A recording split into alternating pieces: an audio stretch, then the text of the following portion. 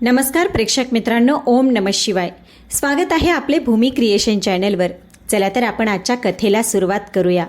प्रेक्षक मित्रांनो, आज मी तुम्हाला एक प्रश्न विचारणार आहे आणि माझी इच्छा आहे की तुम्ही त्याचं मनापासून उत्तर द्यावं.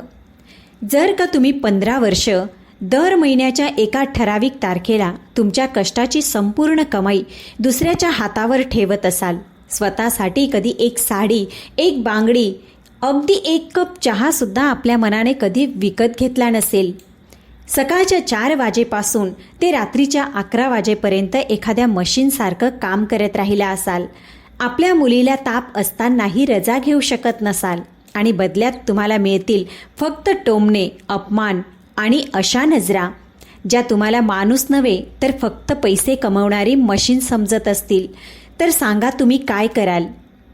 प्रेक्षक मित्रांनो, मी एका सरकारी बँकेत अधिकारी होते. माझा पगारही चांगला होता, पण 15 वर्ष माझ्या स्वतःच्या पर्समध्ये कधीही 100 रुपयापेक्षा जास्त पैसे नव्हते. माझी पासबुक माझ्याजवळ होती, पण पैशांवर हक्क माझ्या सासूचा होता. माझा नवरा माझ्या कमाईवर अभिमानाने जगत होता आणि मी फक्त शांत राहायचे, कारण मला शिकवलं गेलं होतं की चांगली सून तीच असते जी सगळं सहन करत राहते. पण मग एक दिवस असं काही घडलं की 15 वर्षांची शांतता एका क्षणात तुटली गेली. त्या रात्री माझं संपूर्ण आयुष्य बदलून टाकलं. ज्या लोकांनी मला कधी 2 गोड शब्दसुद्धा बोलले नव्हते, तेच लोक एक दिवस माझ्या दारात उभे होते आणि त्यांच्या डोळ्यात पहिल्यांदाच माझ्याबद्दल भीती होती. शेवटी त्या रात्री असं काय घडलं? मी असं कोणतं पाऊल उचललं की संपूर्ण कुटुंब हादरून गेलं आणि माझ्या उजाड आयुष्यात कधी प्रेमाची एखादी किरणही आली का? प्रेक्षक मित्रांनो, ही कथा फक्त माझी नाही, ही त्या कोट्यावधी स्त्रियांची आहे ज्या कमावतात पण स्वतःच्या कमाईला मालकीनी नसतात. म्हणून ही कथा शेवटपर्यंत नक्की ऐका, कारण तिचा शेवट तुमचा विचार बदलून टाकेल. माझं नाव वनिता. मी 48 वर्षाची आहे आणि आज जेव्हा मी माझ्या बाल्कनीत बसून हातात चहाचा कप घेते, माझ्या मनाचा चहा, माझ्या पैशांचा चहा, माझ्या घराच्या बाल्कनीत, तर विश्वास ठेवा, ही छोटीशी गोष्टही मला एखाद्या राजवाड्यापेक्षा कमी वाटत नाही. कारण या एका कप चहापर्यंत पोचण्यासाठी मला 15 वर्ष लागली. चला तुम्हाला सुरुवातीपासून सांगते. मी एका छोट्या गावातील मुलगी होते. वनिताचं बालपण आणि तिच्या वडिलांचं स्वप्न. बाबा टपाल खात्यात लिपिक होते आणि आई घर सांभाळायची. आम्ही 2 बहिणी आणि 1 भाऊ होता.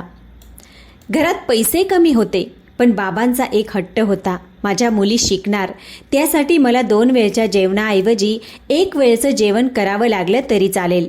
आजही मला बाबांचा एकच चांगला शर्ट आठवतो, जो ते 4 वर्ष घालत राहिले, पण माझ्या पुस्तकांची कधी कमतरता पडू दिली नाही. जेव्हा शेजारचे लोक म्हणायचे, मुलीला इतकं शिकवून काय करणार, शेवटी तिलाच चुलीपाशी बसायचं आहे, तेव्हा बाबा हसून म्हणायचे, माझी वनिता चूलही पेटवेल आणि स्वतःचं नशीबही. मी त्यांचा मान राखला. रात्रंदिवस अभ्यास केला. बँकेची परीक्षा दिली आणि पहिल्याच प्रयत्नात मी उत्तीर्ण झाले. ज्या दिवशी माझं नियुक्तीपत्र आलं, त्या दिवशी बाबा ते घेऊन संपूर्ण वाड्यात फिरले. प्रत्येक दारावर जाऊन म्हणत होते, पहा, माझी मुलगी बँकेची अधिकारी झाली. त्यांच्या डोळ्यातील चमक, प्रेक्षक मित्रांनो, तीच चमक माझ्या आयुष्यातील सर्वात मोठी कमाई होती. नोकरी लागल्यानंतर 2 वर्षांनी माझ्या लग्नाची चर्चा सुरू झाली. बाबांची एकच अट होती, मुलाकडच्यांनी माझ्या नोकरीचा आदर करावा. अनेक स्थळं आली, पण एक कुटुंब असं भेटलं ज्यांनी स्वतःहून पुढे येऊन म्हटलं, अगं सून शिकलेली आहे, अधिकारी आहे, त्यामुळे तर आमच्या घराची शान वाढेल. तिची नोकरी का सोडायला लावू? मुलाचं नाव होतं राकेश. एका खाजगी कंपनीत व्यवस्थापक, दिसायला देखणा, बोलायला गोड. घरात त्याची आई कविताताई, एक धाकटा भाऊ आणि 1 बहीण. वडिलांचं निधन झालं होतं, त्यामुळे घराची प्रमुख कविताताईच होत्या. साखरपुड्याच्या दिवशी त्यांनी माझा हात धरून म्हटलं, मला मुलगी नाही, तुला मी मुलीसारखं ठेवीन. प्रेक्षक मित्रांनो, कदाचित त्या दिवशी मला माहीत असतं की काही लोक मुलीसारखं ठेवणं म्हणजे पगाराशिवायची नोकराणी बनवून ठेवणं असं समजतात. असो, लग्न धूमधडाक्यात झालं. निरोपाच्या वेळी बाबांनी माझ्या डोक्यावर हात ठेवून फक्त एवढंच म्हटलं, बाळा, सगळ्यांची मनं जिंक, पण स्वतःलाही हरू देऊ नकोस. पहिली गोष्ट मी 15 वर्ष पाळली, पण दुसरी गोष्ट मी मात्र विसरले होते. लग्नानंतरचा पहिला महिना स्वप्नासारखा होता. राकेश माझी काळजी घ्यायचे, सासूबाई गोड बोलायच्या, नणंद प्रिया माझ्याशी कायम बिलगून असायची. मला वाटलं मला जगातलं सर्वात चांगलं कुटुंब मिळालं आहे. मग आली ती तारीख, माझा पहिला पगार, लग्नानंतरचा पहिला पगार. मी खूप आनंदी होते. विचार केला होता की सासूबाईंसाठी एक साडी घेईन, राकेशसाठी घड्याळ, प्रियासाठी एक ड्रेस आणि आईबाबांसाठीही काहीतरी पाठवेन. संध्याकाळी जशी मी बँकेतून परत आले, सासूबाईंनी मला त्यांच्या खोलीत बोलावलं. त्यांच्या चेहऱ्यावर ती गोड स्मित नव्हती, एक वेगळाच गंभीरपणा होता. त्या म्हणाल्या, सूनबाई इथे बस, एक महत्त्वाची गोष्ट बोलायची आहे. बघ, आता तू या घराची सून आहेस आणि या घरात एक नियम आहे. घरचे सगळे पैसे एका ठिकाणीच जमा होतात आणि ते माझ्याकडे. राकेशही त्याचा पूर्ण पगार मलाच देतो. आता इथून पुढे तूही दर महिन्याला तुझा संपूर्ण पगार माझ्या हातात ठेवशील. घर खर्च मी पाहीन. तुम्ही तरुण लोक आहात, हातात पैसे राहिले तर उधळून टाकाल. लग्न आणि पहिल्या पगाराचा विश्वासघात झाला. मी हे सगळं तुझ्याच भविष्यासाठी साठवते आहे, असं सासूबाई म्हणाल्या. प्रेक्षक मित्रांनो, खरं सांगते, त्यावेळी त्यांच्या बोलण्यात मला काहीच चुकीचं वाटलं नाही. उलट मला वाटलं माझी सासू किती समजूतदार आहे. मी हसत हसत माझा सगळा पगार त्यांच्या हातावर ठेवला आणि त्यांच्या पायांना स्पर्श करून म्हणाले, आई, आता हे घर माझं सर्वस्व आहे. त्यांनी पैसे मोजले, चांगले काळजीपूर्वक मोजले आणि त्यांच्या कपाटातील लॉकरमध्ये ठेवले. त्या लॉकरची किल्ली नेहमी त्यांच्या कमरेलाच असायची. त्या दिवसापासून एक सिलसिला सुरू झाला. प्रत्येक महिन्याच्या पहिल्या तारखेला माझा संपूर्ण पगार त्यांच्या हातावर जायचा. 1 महिना, 2 महिने, 1 वर्ष, 5 वर्ष, 10 वर्ष, नंतर 15 वर्ष. हो प्रेक्षक मित्रांनो, फक्त एकदाही मी हे विचारलं नाही की माझे पैसे कुठे जात आहेत, कारण मला वाटायचं की कुटुंबात हिशेब मागितला जात नाही. पण मला हे माहीत नव्हतं की ज्या घरात फक्त एका माणसाकडून हिशोब मागितला जात नाही आणि बाकी सगळे त्याचाच हिशोब घेतात, ते कुटुंब नसतं, ती कैद असते. लग्नानंतर 3-4 महिन्यातच घराचे खरे रंग दिसायला लागले. माझी दिनचर्या काही अशी झाली होती. सकाळी 4 वाजता गजर वाजण्याआधीच डोळे उघडायचे. उठल्यावर सगळ्यात आधी संपूर्ण घर झाडायचं. मग 5 जणांचा नाश्ता, दुपारचं जेवण, 3 डब्बे. मग घाईघाईने स्वतः तयार होऊन 9:30 वाजता बँकेत दिवसभर रोख रक्कम, फाईली, ग्राहकांच्या रांगा, लक्ष पूर्ण करण्याचा दबाव. संध्याकाळी 6 वाजता घरी परतायचं आणि दारात जेवणाची तयारी. आणि दारात पाय ठेवतात सासूबाईचा आवाज, आली का महाराणी, चल लवकर चहा बनव, मग रात्रीच्या जेवणाची तयारी कर. कोणी हे विचारत नव्हतं की वनिता थकली असेल का, पाणी पिणार का. प्रिया माझ्यापेक्षा फक्त 3 वर्षांनी लहान होती, पण तिने कधी स्वयंपाकघरात पाऊलही ठेवलं नव्हतं. एकदा मी हलक्या आवाजात म्हणाले, प्रिया, आज भाजी चिरशील का, मला उशीर होतोय. तेव्हा सासूबाईंनी तिथूनच टोमणा मारला, प्रिया अविवाहित मुलगी आहे, तिचे हात खराब करू नकोस. घरकाम करणं हा सुनेचा धर्म असतो आणि तसंही आम्ही तुझ्यासाठी भांडी घासायला बाई ठेवली आहे. हा काय कमी उपकार आहे का. उपकार? प्रेक्षक मित्रांनो, ज्या बाईचा पगारही माझ्याच कमाईतून दिला जात होता, तिचाच माझ्यावर उपकार असल्याचं सांगितलं जायचं. आणि राकेश लग्नाच्या सुरुवातीच्या दिवसातील तो राकेश हळूहळू नाहीसा होत गेला. तो आईचा आज्ञाकारक मुलगा होता, पण फक्त तोपर्यंतच जोपर्यंत त्याचा आराम कायम राहायचा. रात्री जेव्हा मी थकून खोलीत यायचे आणि कधी म्हणायचे, ऐका आज खूप थकले आहे, तेव्हा तो मोबाईलकडून नजर न हटवताच म्हणायचा, मग नोकरी सोड, कोणी सांगितलंय नोकरी करायला, नोकरी सोड. हेच त्यांचं प्रत्येक गोष्टीचं उत्तर होतं. पण गंमत अशी होती की ज्या दिवशी मी खरंच एकदा म्हणाले, ठीक आहे मी नोकरी सोडते, त्या दिवशी घरात असा गोंधळ उडाला जणू मी एखादं पाप बोलले होते. सासूबाईंनी छाती पिटली, अरे देवा, घर कसं चालेल, लाखोंचा खर्च आहे, ही तर घर बुडवायलाच निघाली आहे. तेव्हा मला समजलं, त्यांना वनिता नको होती, त्यांना वनिताचा पगार हवा होता. वनिता तर त्या पगारासोबत मोफत मिळणारी नोकराणी होती. लग्नानंतर 2 वर्षांनी मी आई होणार होते. मला वाटलं कदाचित आता सगळं बदलेल, कदाचित आता घरात माझीही काही जागा बदलेल. पण प्रेक्षक मित्रांनो, गर्भधारणेचे 9 महिने मी कसे काढले हे फक्त मलाच माहीत होतं.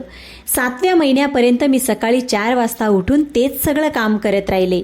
पायांना सूज यायची, कंबर दुखायची आणि सासूबाई म्हणायच्या, आमच्या काळात बायका शेतातच मुलांना जन्म द्यायच्या, ही काही अधिकारी नाही, हिला नखरे जास्त आहेत. मग तो दिवस आला. मी एका मुलीला जन्म दिला. रुग्णालयातील त्या खोलीत जेव्हा नर्सने ती लहानशी परी माझ्या कुशीत ठेवली, मी तुम्हाला सांगू शकत नाही. मला वाटलं जणू देवाने माझ्या सगळ्या थकव्याचं बक्षीस मला दिलं आहे. मी तिचं नाव ठेवलं पिहू. पण खोली बाहेरचं वातावरण काही वेगळंच होतं. सासूबाईंनी पिहूकडे तोंड भरून पाहिलंही नाही. दारातूनच परत फिरल्या आणि जाता जाता एवढंच म्हटल्या, पहिल्याच वेळी दगड दिला हिने. दगड? माझ्या मुलीला त्यांनी दगड म्हटलं. आणि राकेशने मिठाईचा डबाही उघडला नाही. म्हणाला, आई बरोबरच म्हणत आहे. मुलगा झाला असता तर गोष्ट वेगळी होती. त्या रात्री रुग्णालयाच्या खाटेवर माझ्या छोट्या पिहूला छातीशी धरून मी शांतपणे रडत राहिले आणि तिच्या कानात हळूच म्हणाले, तू दगड नाहीस बाळा, तू माझा हिरा आहेस आणि एक दिवस तूच यांचे डोळे उघडशील. प्रेक्षक मित्रांनो, त्या दिवशी मला माहीत नव्हतं की माझं हे वाक्य एक दिवस खरंच ठरेल आणि ते कसं ते आपण पुढे बघणारच आहोत. काळ पुढे सरकत गेला. पिहू 4 वर्षाची झाली. माझा पगार दरवर्षी वाढत गेला आणि त्याच वेगाने सासूबाईच्या लॉकरमध्ये जात राहिला. मग एके दिवशी दुपारी सुमारे 2 वाजता बँकेत माझा फोन वाजला. आईचा नंबर होता. आई कधी दुपारी फोन करत नसे. माझं हृदय धडधडलं. फोन उचलला तर तिकडून आईचा रडवेला थरथरणारा आवाज आला, वनिता, बाळा तुझ्या बाबांना हृदयविकाराचा झटका आला आहे. डॉक्टर म्हणत आहेत लगेच ऑपरेशन करावं लागेल. 4 लाख लागतील. बाळा तुझा भाऊ अजून बेरोजगार आहे. मी कोणाकडे मागू? तुझ्या बाबांना वाचव बाळा. प्रेक्षक मित्रांनो, माझ्या हातातून फाईल खाली पडली. तेच बाबा ज्यांनी एक एक पैसा वाचवून 4 वर्ष काढली आणि मला शिकवलं. आज त्यांचा श्वास 4 लाखांवर अडकला होता आणि मी ज्यांची रुपये 15 ते 20 लाखांची कमाई या घराच्या लॉकरमध्ये जमा केली होती. मला पूर्ण खात्री होती की पैसे मिळतील. शेवटी ती माझीच कमाई होती. मी अर्धी रजा घेऊन घरी धावत गेले. सासूबाईंच्या पायाशी बसले. हात जोडून रडत म्हणाले, आई बाबांच्या जीवाचा प्रश्न आहे. मला 4 लाख रुपये हवे आहेत माझ्याच पगारातून. मी पुढे आणखी मेहनत करेन, पण आता कृपया पैसे द्या. त्यांनी माझ्याकडे पाहिलं. त्यांच्या डोळ्यात एका क्षणासाठी सुद्धा दया नव्हती. त्यांनी अतिशय थंड आवाजात म्हटलं, तुझ्या बापाच्या उपचाराची जबाबदारी आमची कधीपासून झाली? तुला त्यांनी आमच्याकडे सोपवलं आहे. आता त्यांचा भार त्यांचा मुलगाच उचलेल. आणि हे विसरू नकोस, तू जी रक्कम कमावतेस ती या घराची असते, तुझ्या माहेरची नाही. मी म्हणाले, आई ते पैसे माझे आहेत. ते पैसे माझे. त्यांनी माझं बोलणं मध्येच तोडलं. तुझं? या घरात तुझं काहीच नाही. तुला 2 वेळचं जेवण मिळतं. डोक्यावर छप्पर मिळालंय. हे खूप आहे. आणि ऐक, जर एवढंच दुःख होत असेल तर तुझ्या आईला सांग स्वतःचं घर विकून टाक म्हणावं. प्रेक्षक मित्रांनो, त्या दिवशी माझ्या आत काहीतरी नक्की तुटलं, पण पूर्णपणे नाही. अजून नाही. माझ्याकडे वेळ नव्हता. बाबांचे श्वास मोजकेच उरले होते. मी सरळ माझ्या खोलीत गेले. कपाट उघडलं आणि लग्नात मिळालेले माझे सगळे दागिने, आईने दिलेल्या बांगड्या, बाबांनी दिलेली चेन, माझा मंगळसूत्राचा सेट सगळं एका गाठोड्यात बांधलं आणि दुसऱ्या दिवशी सकाळी कुणालाही न सांगता सोनाराकडे जाऊन विकून टाकलं. 4,20,000 रुपये मिळाले. त्याच दिवशी मी ते पैसे आईच्या खात्यात पाठवले. बाबा वाचले. ऑपरेशन यशस्वी झालं. पण त्यानंतर प्रत्येक तीच तिळगुळ. प्रत्येक लग्न समारंभात जेव्हा सासूबाई विचारायच्या, सुनबाई तुझे खरे दागिने कुठे आहेत? प्रत्येक वेळी हे नकली मोती घालून काय येतेस? तेव्हा मी निमित्त सांगायचे, लॉकरमध्ये आहेत आई. आणि मनात विचार करायचे, माझे दागिने लॉकरमध्ये नाहीत, ते माझ्या बाबांच्या हृदयात आहेत आणि तेच जगातले सर्वात मौल्यवान दागिने आहेत. पिहू 7 वर्षाची झाली तेव्हाच आणखी एक वादळ आलं. राकेशच्या कंपनीला तोटा झाला आणि त्यांची नोकरी गेली. प्रेक्षक मित्रांनो, विश्वास ठेवा, त्या कठीण काळात मी एका पत्नीने जे करायला हवं ते सगळं केलं. मी कधी टोमणे मारले नाही. कधीही हे जाणवू दिलं नाही की आता घर माझ्या कमाईवर चालत आहे. मी राकेशचा हात धरून म्हटलं, तुम्ही काळजी करू नका, मी आहे ना. माझ्या पगारावर घर आरामात चालेल. तुम्ही निश्चिंतपणे नवीन नोकरी शोधा. 8 महिन्यानंतर त्यांना नोकरी मिळाली, पण अर्ध्या पगारावर. आणि इथूनच या घरात माझा सर्वात मोठा गुन्हा सुरू झाला. माझा गुन्हा इतकाच होता की आता मी माझ्या नवऱ्यापेक्षा जास्त कमवत होते. आता घरात माझ्या प्रत्येक गोष्टीला टोमण्यांनी उत्तर मिळू लागलं. पोळी थोडी जाड झाली तर अधिकारी बाईला पोळी काय बनवता येणार. पिहूच्या शाळेच्या फीचा विषय काढला तर मोठी आली कमावणारी. राकेशच्या डोळ्यातील माझ्यासाठी प्रेम एका विषारी मत्सराने व्यापलं होतं. बाहेर लोक म्हणायचे, राजेश, वहिनी तर बँकेत मोठ्या अधिकारी आहेत. आणि घर आल्यावर त्या कौतुकाची किंमत मला टोमण्यांच्या रूपात चुकवावी लागायची. ही जगातील सर्वात विचित्र गोष्ट आहे. अनेक घरात एका स्त्रीचं जास्त कमावणं तिची गुणवत्ता नसून तिचा गुन्हा बनून जातो. प्रेक्षक मित्रांनो, इथपर्यंत कथा पाहताना जर का तुमचे डोळे ओलावले असतील किंवा तुम्हाला यात तुमच्या आयुष्याची किंवा तुमच्या एखाद्या जवळच्या व्यक्तीची झलक दिसत असेल तर कॉमेंटमध्ये एकदा आत्मसन्मान नक्कीच लिहा. मी तुमची प्रत्येक कॉमेंट वाचते. आता तो दिवस येणार आहे ज्याने 15 वर्षांची शांतता मोडून काढली. माझ्या लग्नाला आता 15 वर्ष झाली होती. पिहू 13 वर्षाची झाली होती. अभ्यासात अगदी माझ्यासारखी हुशार, समजूतदार आणि वयापेक्षा खूपच खोल डोळे असलेली. त्या दरम्यान दिराचं लग्न झालं आणि तो त्याच्या पत्नीबरोबर दुसऱ्या शहरात राहू लागला. त्याच्या शिक्षणापासून लग्नापर्यंतचा सगळा खर्च माझ्या पगारातून झाला होता. पण घर खर्चात त्याचं योगदान शून्य होतं आणि सासूबाईंचं उत्तर, बिचाराचे स्वतःचे खर्च आहेत. मग एक दिवस घरात आनंदाची बातमी आली. दिराने त्याच शहरात 3 बेडरूमचा एक सुंदर फ्लॅट बुक केला होता आणि पुढच्या महिन्यात गृहप्रवेश होता. संपूर्ण घर आनंदाने नाचू लागलं. सासूबाईंनी मोठ्या थाटामाटात तयारी सुरू केली आणि मी नेहमीप्रमाणे सगळ्यांच्या कामाला लागले. सगळ्यांचे कपडे, भेटवस्तू, पॅकिंग, मिठाई सगळं मी स्वतःच्या हाताने तयार केलं. गृहप्रवेशाच्या आधीच्या दिवसाची गोष्ट आहे. रात्री साधारण 10 वाजले होते. मी स्वयंपाकघरात आवरत असताना मला सासूबाईंच्या खोलीतून राकेश आणि त्यांचा मंद आवाज ऐकू आला. पण एक वाक्य. दार अर्धवट उघडं होतं. मला तिथे थांबायचं नव्हतं, पण एक वाक्य माझ्या कानावर पडलं आणि माझे पाय तिथेच खिळले. सासूबाई म्हणत होत्या, अगं गप्प बस, तिला काय सांगायचं. फ्लॅटच्या डाऊन पेमेंटचे 22 लाख मी माझ्या लॉकरमधून दिले आणि त्या लॉकरमध्ये पैसे येतात तरी कुठून. त्या बावळट बाईला आजपर्यंत समजलंच नाही. 15 वर्षापासून ती गप्प पैसे देत आली आहे. आणि ऐक, फ्लॅटची नोंदणी फक्त धाकट्याच्या नावावरच करून घेतली आहे. या घरात आणि त्या फ्लॅटमध्ये वनिता आणि तिच्या मुलीचा काहीही हिस्सा नसेल. उद्या आपण सगळे गृहप्रवेशाला जाऊ. तिला सांग की ती येणार नाही. सांग, घराची राखण कोण करणार. तसंही तिथे नातेवाईकांसमोर ती अधिकारीण म्हणून फिरेल. धाकट्याच्या सुनेसमोर ते चांगलं दिसणार नाही. आणि मग मी राकेशचं हसणं ऐकलं. प्रेक्षक मित्रांनो, माझ्या स्वतःच्या नवऱ्याचं हसणं. आई, तुम्ही पण ना, कमालच करता. ठीक आहे, मी तिला सांगतो. प्रेक्षक मित्रांनो, मी तिथेच भिंतीचा आधार घेऊन उभी राहिले. माझ्या हातातला ओला कपडा खाली पडला. 22 लाख, माझ्या 15 वर्षाच्या हाडं झिजवून कमावलेली रक्कम अशा एका फ्लॅटमध्ये गुंतवली गेली होती, ज्यात माझा आणि माझ्या मुलीचा 1 इंचसुद्धा हिस्सा नव्हता.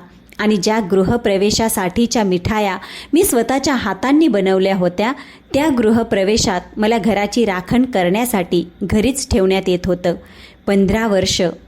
15 वर्षातील प्रत्येक तारीख माझ्या डोळ्यांसमोरून फिरू लागली. प्रत्येक ती तारीख ज्या दिवशी मी माझा पूर्ण पगार त्या हातावर ठेवला होता, या विश्वासाने की हे माझं कुटुंब आहे.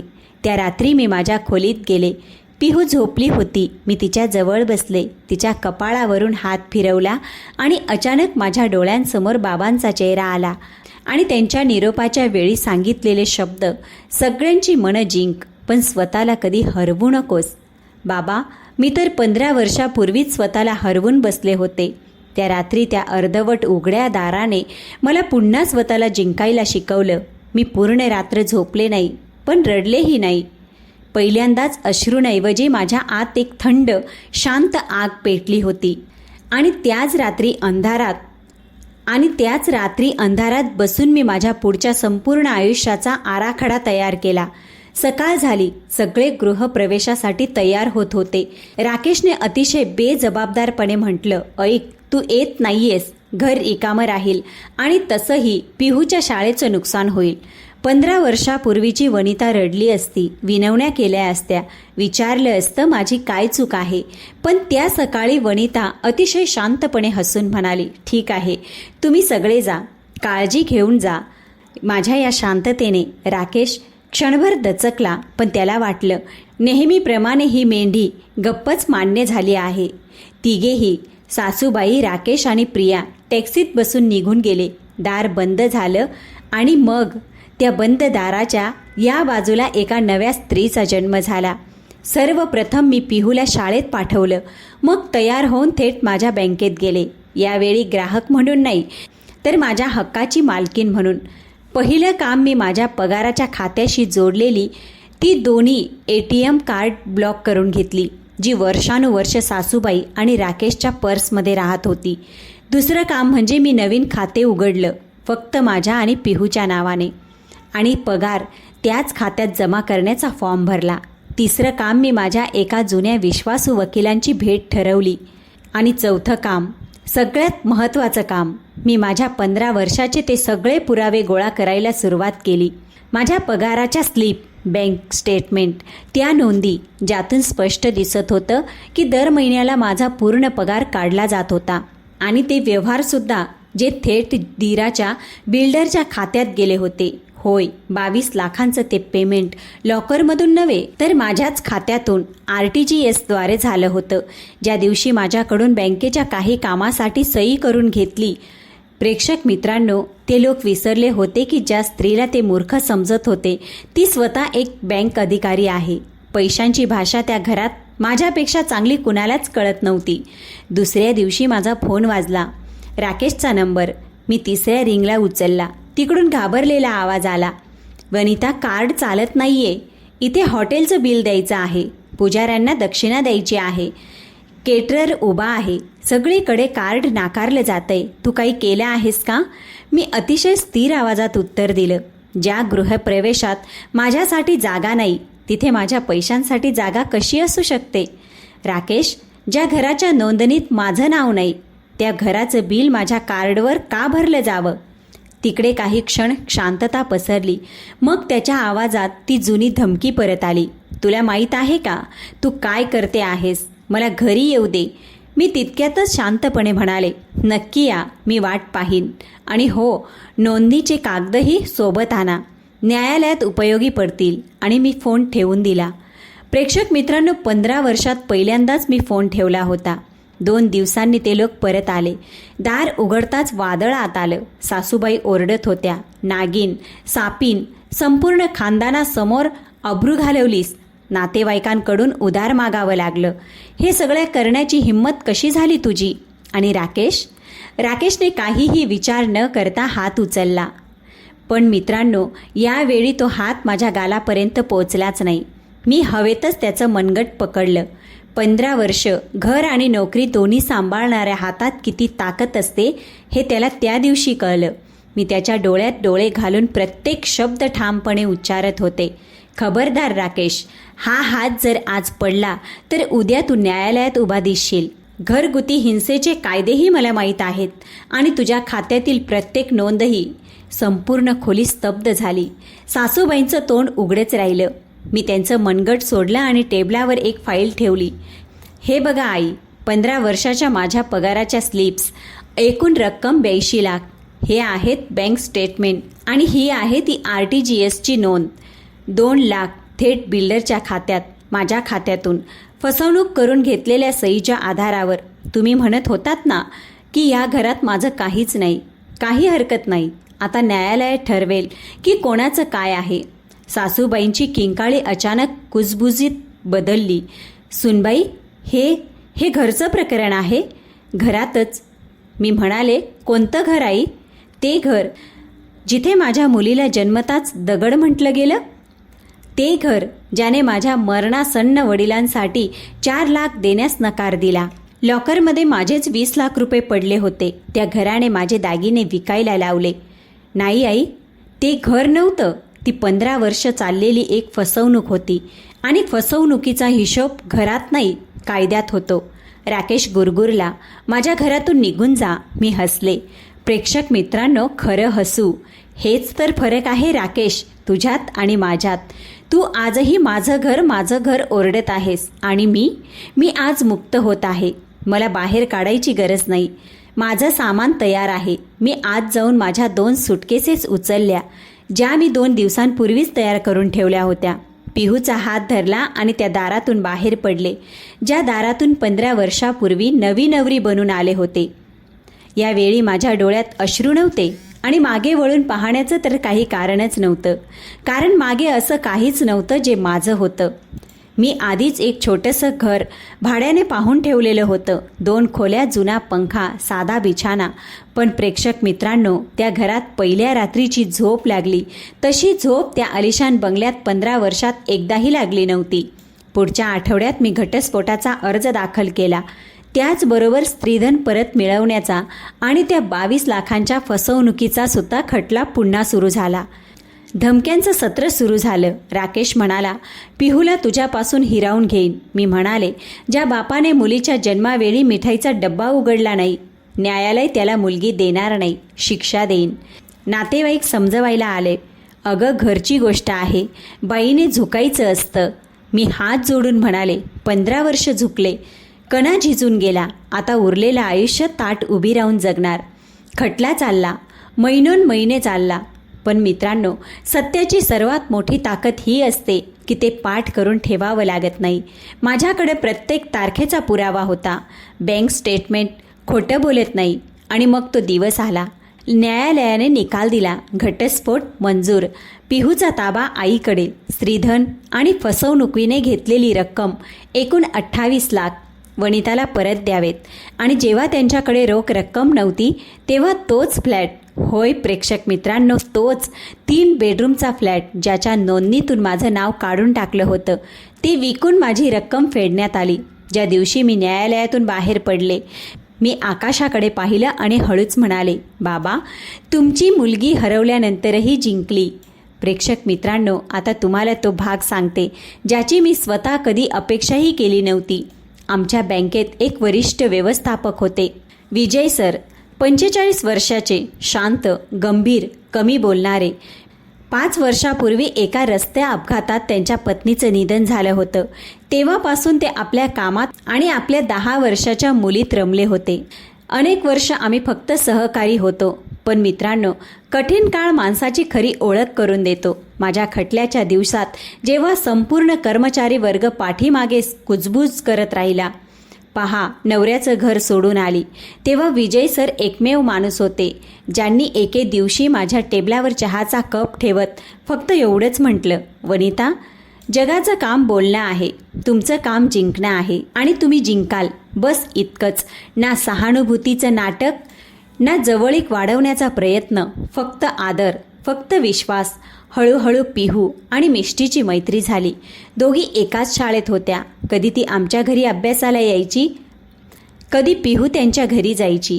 आणि त्याच भेटींमध्ये मी पहिल्यांदा पाहिलं की एक पुरुष एखाद्या स्त्रीशी समानतेने कसा बोलतो, एखादा तुमचं मत कसं विचारतो आणि एखादा तुमचा थकवा पाहून स्वतः उठून पाणी कसं आणतो. प्रेक्षक मित्रांनो, 15 वर्ष ज्या घरात मी हा प्रश्न विचारला जाईल याची वाट पाहत होते, तू थकली आहेस का, तो प्रश्न मला पहिल्यांदाच दुसऱ्याच्या घरी विचारला गेला. जवळपास 2 वर्षांनी एका संध्याकाळी विजय सरांनी खूप संकोचाने नजर खाली करून म्हटलं, वनिता, मला माहीत आहे की तुम्ही खूप काही सहन केलं आहे आणि हेही माहीत आहे की तुम्हाला कोणत्याही आधाराची गरज नाही. तुम्ही स्वतःचा आधार आहात. मी आधार बनण्याची नाही, सोबती बनण्याची परवानगी मागत आहे. तुम्ही, पिहू, मी आणि मिष्टी, आपण चौघं मिळून एक कुटुंब, एक खरं कुटुंब बनू शकतो का? प्रेक्षक मित्रांनो, माझे डोळे भरून आले. पण यावेळी हे अश्रू वेदनेचे नव्हते. मी पिहूला विचारले. ती हसत म्हणाली, आई, विजय काका हे एकमेव माणूस आहेत जे तुमच्या येण्याआधी तुमची खुर्ची स्वच्छ करतात आणि तुम्हाला वाटतं मला दिसत नाही. एका साध्या मंदिरात 4 लोकांच्या उपस्थितीत आम्ही नव्या आयुष्याची सुरुवात केली. ना बँड, ना बाजा, ना दिखावा, फक्त 4 मनं आणि भरपूर समाधान. आणि आज आमच्या लग्नाला 5 वर्ष झाली आहेत. आजही प्रत्येक महिन्याच्या 1 तारखेला एक परंपरा आमच्या घरी असते. विजय यांचा पगाराचा संदेश आला की ते हसत म्हणतात, मॅडम हिशोब तुम्ही पहा, मला तर फक्त तुमच्या हातचा चहा हवा. आणि आम्ही दोघं हसू लागतो, कारण आमच्या घरात पैसा कोणत्याही लॉकरमध्ये बंद नसतो, तो विश्वासात खुला राहतो. पिहू आता वैद्यकीय शिक्षणाची तयारी करत होती. तोच दगड जो आता हिरा बनून चमकणार आहे. आणि मी आता त्याच बँकेत मुख्य व्यवस्थापक आहे. त्या घराबद्दल बोलायचं तर ऐकलं आहे की दीर आणि जाऊ सासूबाईंना आपल्यासोबत ठेवत नाहीत. आणि राकेश आजही लोकांना सांगत फिरतो की त्याचं नशीब खराब होतं. प्रेक्षक मित्रांनो, नशीब खराब नव्हतं, त्याची नियत खराब होती. आणि ज्यांची नियत खराब असते ते हिऱ्याला दगड समजून स्वतःच फेकून देतात. या कथेतून मला फक्त तुम्हाला एवढंच सांगायचं आहे, पहिली गोष्ट म्हणजे तुमच्या कमाईवर पहिला हक्क तुमचाच आहे. कुटुंबाला देणं म्हणजे प्रेम आहे, पण डोळे झाकून सर्व काही सोपवणं हे प्रेम नाही, ते स्वतःच्या अस्तित्वावर अन्याय आहे. दुसरी गोष्ट म्हणजे शांत राहिल्याने नाती टिकत नाही. शांततेमुळे फक्त तुमची किंमत कमी होते. जे लोक तुमच्या शांततेची कदर करत नाही ते एक दिवस तुमच्या आवाजालाच नक्की घाबरतात. आणि तिसरी गोष्ट, आयुष्यात उशीर होऊ शकतो पण अन्याय कायमचा राहत नाही. 15 वर्षानंतरही जर तुम्ही उभे राहिलात तर आयुष्य नव्या सुरुवातीचं दार नक्की उघडतं. मित्रांनो, वनिताचा निर्णय योग्य होता का? तिने आधीच आवाज उठवायला हवा होता का? आणि सर्वात मोठा प्रश्न म्हणजे लग्नानंतर स्त्रीच्या कमाईवर पूर्ण हक्क फक्त सासरच्यांचाच असतो का? तुमचं मत कॉमेंटमध्ये मांडायला विसरू नका. प्रेक्षक मित्रांनो, हा व्हिडिओ जर का तुम्हाला योग्य वाटत असेल तर व्हिडिओला लाईक करा आणि त्याचप्रमाणे शेअरसुद्धा करा. तुमच्या अशा एखाद्या बहीण, मुली किंवा मैत्रिणीसोबत शेअर करा जिला याची गरज आहे. आणि जाता जाता तुमच्या शहराचं नाव कॉमेंटमध्ये लिहायला मात्र विसरू नका. चला तर प्रेक्षक मित्रांनो, भेटूया पुढच्या कथेसोबत.